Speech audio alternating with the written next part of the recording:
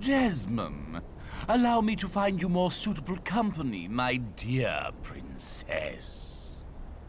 These little rats won't do, you see. Jasmine, run!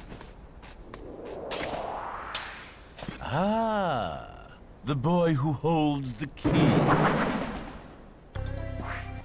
Today I woke up like any other day. The birds were chirping. My body struggled to even grab my phone to turn off my alarm. It was a normal day of getting 4 hours of sleep. So I went to my video production class and I had to sit through 40 minutes of watching other students' videos that showed they did not care at all about the project and show how trash they were at making an at least decent project. So, as I'm watching a mashup where one clip of Batman is playing and his voice changes what feels like 20 times, my inner critic activated, and I started talking shit behind a black screen and muted audio. That was just the beginning of my day, but as my day went on, I came across a Kingdom Hearts 3 video. As I am now bathed in disappointment and anger, I felt the urge to vocalize my opinion on Kingdom Hearts 3. So if you get triggered easily, or don't like my voice, or anything else, please leave now. This isn't a deconstruction of Kingdom Hearts 3 either. This is just my experience. Anyway, let me tell you a little bit about my experience with Kingdom Hearts. I was in middle school when I found out about the franchise from my best friend at the time, who had been showing me a bunch of video games and helping influence my growing interest in video games. Before meeting this friend, the most I knew about video games was from my experience watching YouTubers, and my very first video game console, the Wii, and then my 3DS. So, I had a very limited experience with actually playing games, and the only thing I really played were Nintendo games.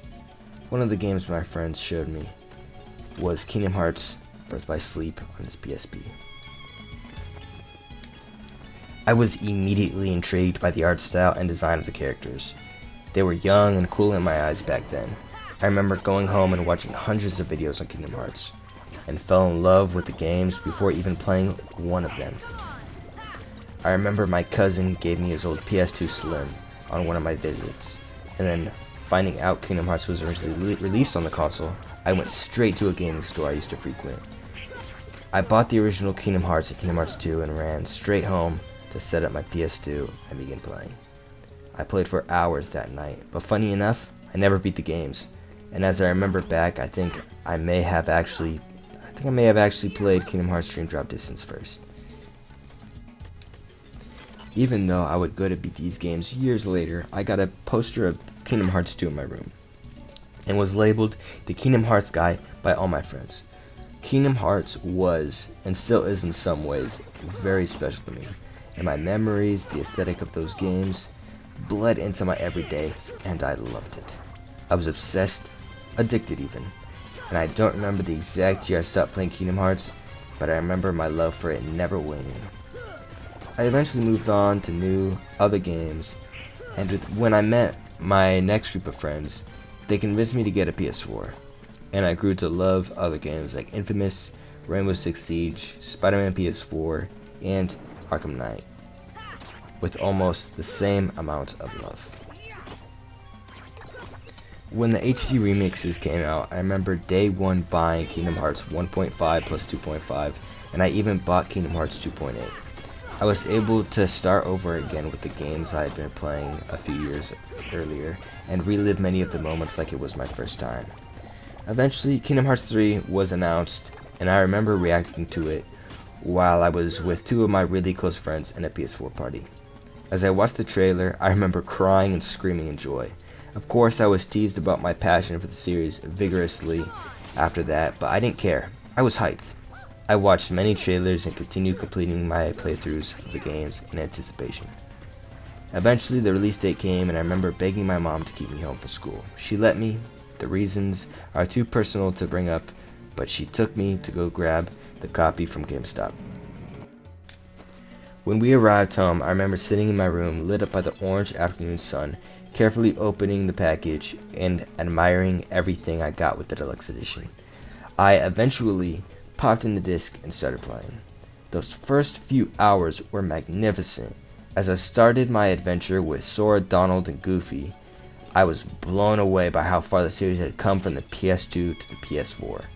But eventually, that love and excitement slowly began creeping away the more I played.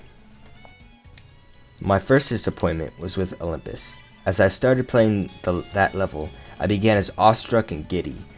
But I remember the further I went into the level, the more I felt confused. I was still excited, but something was off. I continued on feeling the same mixed feeling, and I even kept putting down the game for a few days. I began complaining to a friend of mine who also had bought the game about my dissatisfaction with the combat system and how the narrative was boring. I even remember being worried on how there were no FF characters in sight during the first few hours.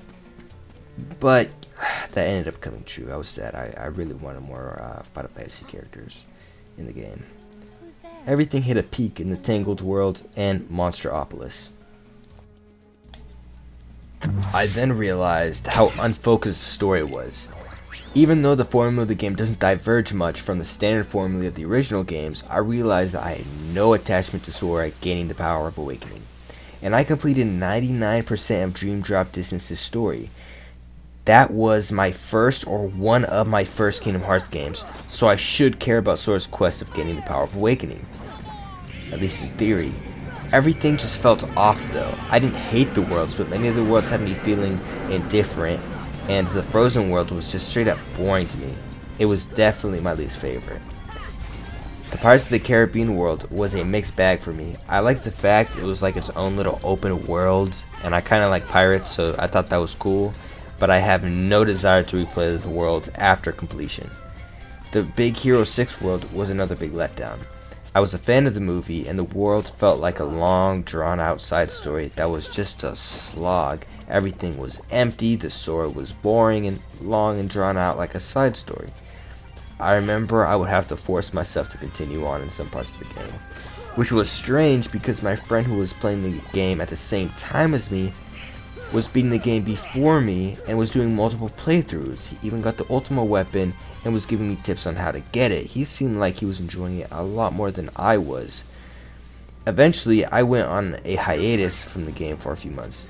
I had so much hope for the game, but I never wanted to complete it. I am normally really bad at completing RPGs, but I just had enough. But not long after I gave up, I picked up my Keyblade and ventured back into the worlds of Kingdom Hearts 3, and eventually let it go back on the shelf again. I remember being stuck at the final Xehanort fight. I had underleveled to make the game more challenging, and try to make the game fun, but when I reached the fight, I was too weak to finish him off. My health would plummet during certain parts of the fight, and I kept trying to just beat him underleveled. None of the bosses up to this point had been this challenging, but I couldn't, so I took more time off knowing that I would have to return to grind a bit, and eventually I did return and finish the grind. I returned to beat Kingdom Hearts 3 and was even proud I played Kingdom Hearts Union Cross. If you beat the game, you know what I'm talking about. I was happy and also disappointed. I think that day I unknowingly changed. The critic in me had become too strong. I wish I could have just turned off my brain and enjoyed the combat and the story, but I couldn't do that. I am who I am, and I wasn't going to go into an even deeper denial about a game I had been waiting years to play. Kingdom Hearts 3 was a disappointment, and yet I still have a small sense of love for the game. They improved the formula a bit, but lost parts of what made the original game so good. I don't know if I will ever buy another Kingdom Hearts game after 3. I skipped on Melody of Memories, even though I enjoyed the rhythm games. Right now I'm continuing to play the original, and hopefully I will beat it. After I finished Kingdom Hearts 3, I went and finished Kingdom Hearts 2. I was sad that a game franchise I love so dearly isn't in its golden age anymore, but I don't think I will ever stop loving those original games.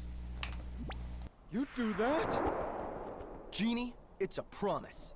After we help Jasmine.